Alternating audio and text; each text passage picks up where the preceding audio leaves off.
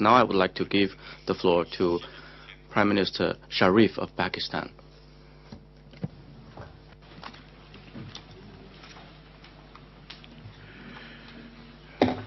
President Xi Jinping,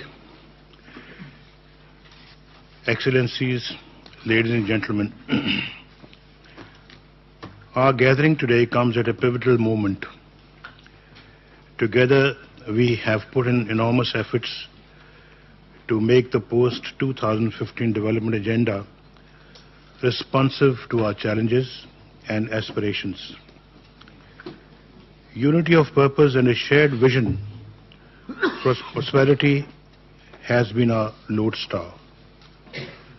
Mr. President, South-South cooperation is unique, for it is cooperation among equals based on solidarity. Its role in promoting development and resilience in our countries is significant. The 2008 global economic crisis reinforced the potential of South-South cooperation and induced the spirit of collective self-reliance. South-South trade flows have been enhanced tremendously as a consequence of trade liberalization and enhanced connectivity. Intra-South trade is now estimated to be over $4 trillion. Investment flows to developing countries are on the rise. They account for over 50% of the global foreign direct investment. Almost a third originated from the South. This dynamism has vastly increased the scope of cooperation among our countries. Mr. President, the China-Pakistan Economic Corridor is an inspiring model of South-South cooperation. It will bring huge economic and development benefits not just to our two countries, but the entire region and beyond.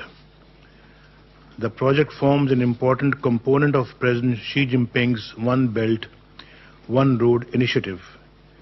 We greatly admire the vision underlying this initiative. This development strategy and framework offers new opportunities for Asia's transformation and prosperity. Mr. President, Pakistan is also extending training and technical support to developing countries in a number of diverse fields. Our specialized technical assistance program for Africa dates back to 1986. It is an institutionalized and fully funded program. Our Foreign Service Academy in Islamabad has been offering training facilities to our friends in Africa, Central Asia and other regions. We are actively engaged with regional organizations including SAARC, ECO, ACD and the D8 based on our vision to strengthen regional and economic integration.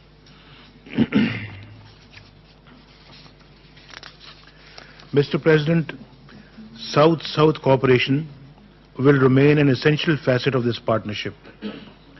We need to make use of the South-South potential optimally within the framework of a long-term vision.